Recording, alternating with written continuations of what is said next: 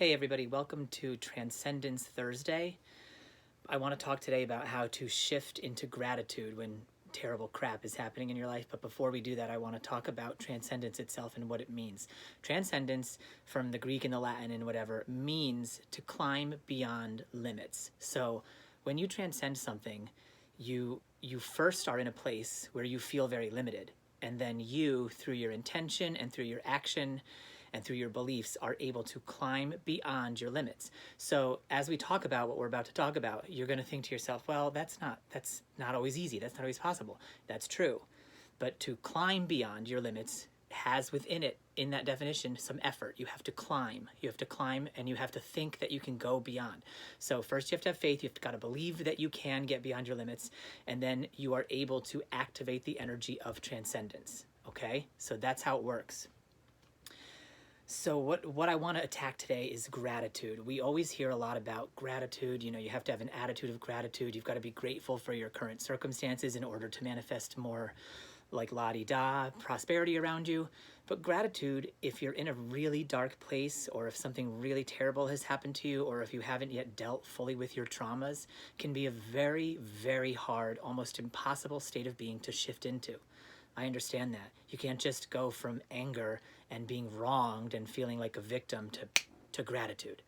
That's impossible. So when gurus and new ages tell us just, have an attitude of gratitude, there's no agency in that sometimes. And it's so hard to decide, to just figure out, how do I shift into gratitude when I don't feel motherfucking grateful for anything at the moment? So in order to transcend the limits of that feeling state, here's what you can try to do. Don't try to shift right into gratitude, because gratitude is so many levels above anger, and it's so many levels above victimhood that it's not impossible to jump from anger to gratitude. It is possible, and you can do it with like high level focus, especially if you have all of your traumas have been healed. But for most of us, we've been through a lot of trauma, and that's not the case. So what you can do is try to shift into neutral. Okay? You don't have to shift from the dark stuff you're feeling right into something positive and its direct opposite, but you can shift just a few steps out of the thing you're in into neutral. Neutral has so much power. Neutrality creates space. Your breath can help you get to a neutral space. That's why people say when you're going through something, really trying, hey, take a deep breath, calm down, take some deep breaths.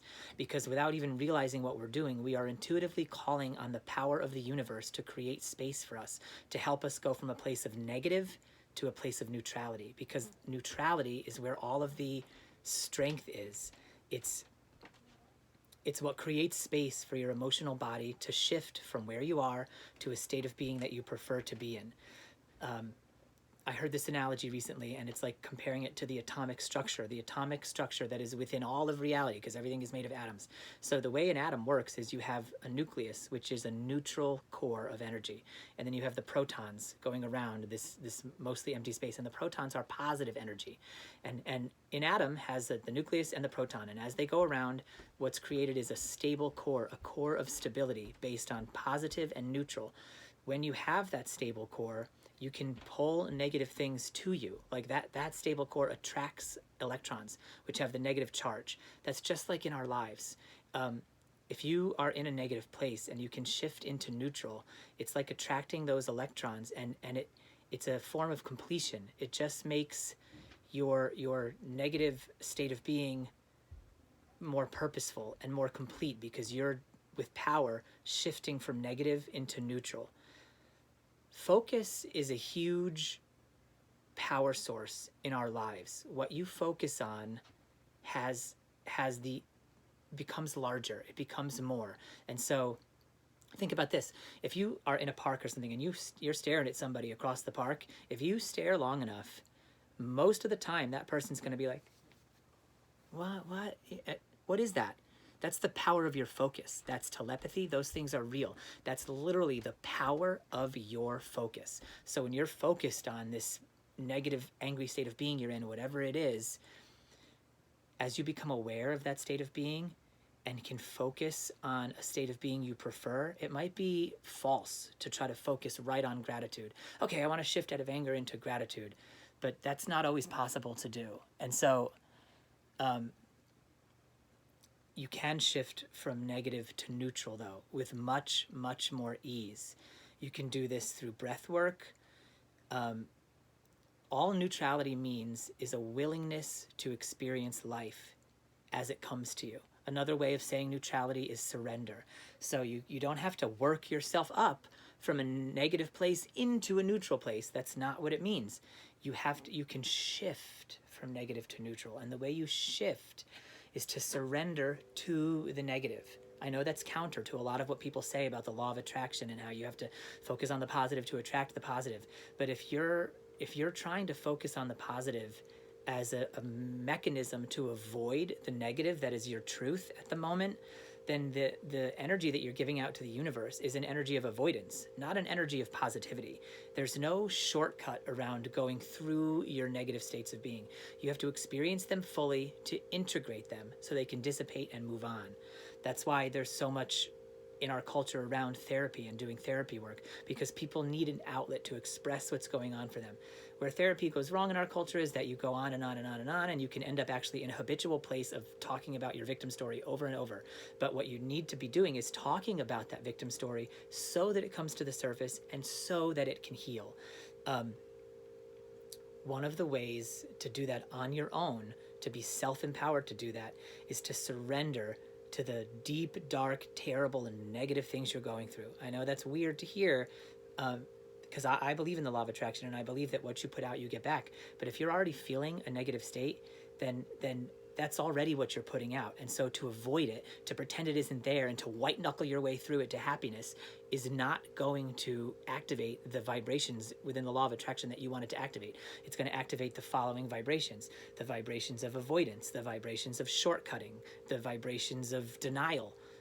So if you really want to activate the vibrations of positivity and the vibrations of prosperity, the first thing you have to do is activate the vibration of honesty and the vibration of awareness and the vibration of truth. And you can do that simply by surrendering in a neutral way to the crap that's already going on in your life. When you do that, you create a space for yourself. And in that space, you can then work through what's going on for you. The awareness, 90% of transformation is awareness, and you can use that awareness to help those negative things dissipate and melt out of you. And as they do, you can then choose a direction you prefer to go in. At that point, from that place of neutral freedom and space, is where the law of attraction really comes into play. That's where your power is. So if you're feeling deep and dark and terrible right now in victimy, it is okay. More power to you. Do not be scared of your thoughts because you're afraid that by having negative thoughts, you're going to attract negative stuff. Then you're activating a vibration of fear. So get rid of the fear, embrace the negative, surrender to who you are and what you are at this very moment, because that's what unconditional love means. You don't put conditions on the amount of love that you give to your parents or your children or your significant other, but we all put so many conditions on the love we give ourselves, which is actual insanity. You must love yourself without condition. I'm not going to say must, I take that back, but you can choose to love yourself without condition. And if you make that choice, it will have drastic compounding effects on your life. Okay? Thanks for watching Transcendence Thursday. Much love, you guys. Talk again soon. I'm trying to do this at least every other day.